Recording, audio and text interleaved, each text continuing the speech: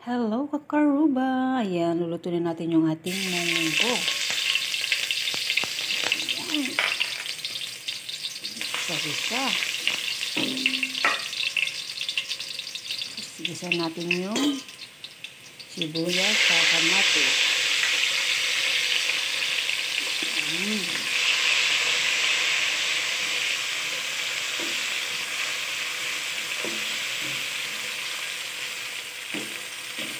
Tuin na tayo saglit yung kamatis, guys, bago natin ilagay yung bagoong.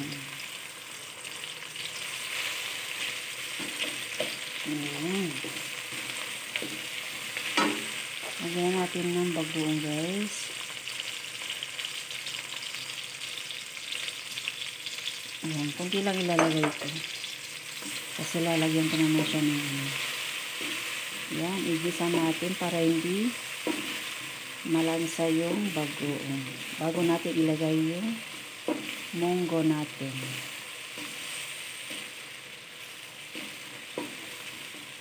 Wow, sarap naman ang ating ulam for today. Ayan, pwede na to. Ilagay natin yung munggo.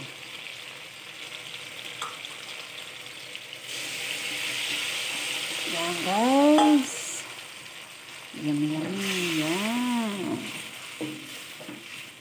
Dagdagan pa natin ng konting tubig. At lagyan din natin ng chicken cubes, syempre. At yan na, guys. Papakuluan natin saglit. Mga 2 minutes o 3 minutes.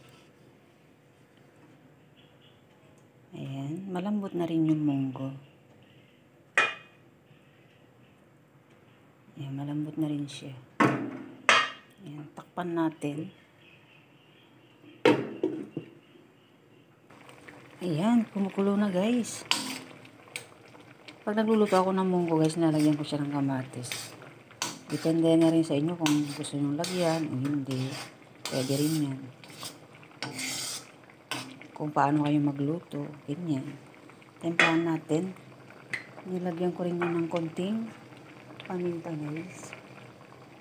Lagyan natin ng konting asin. Yung chicken cubes na ang panaka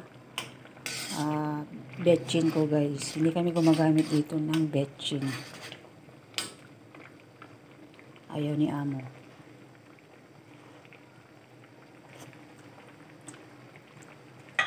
Ayan. Medyo okay na rin siya. Ayan pa natin konti.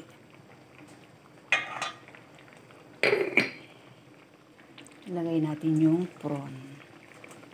Nasahog natin. Ayan. Nagyan ko talaga siya ng prawn, guys.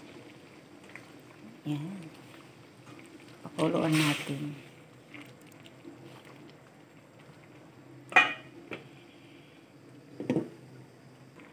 Ayan, guys, nakakaibang luto na munggo na ibang recipe. May kanya-kanya po tayong recipe. Kanya-kanyang lasa. Ayan. Nalagay na natin yung mga gulay. Yan, malunggay tsaka alugbati ang nilagay ko dyan, guys, na gulay niya. Ayan. Ulam ko na to hanggang bukas. Takpan din natin siya. O, di ba, guys? Ang sarap. Ako lang mag-uulam ito. Ulamin ko ngayon, tapos bukas yung iba. Hindi ko maubos ngayon to. Diyos ko po.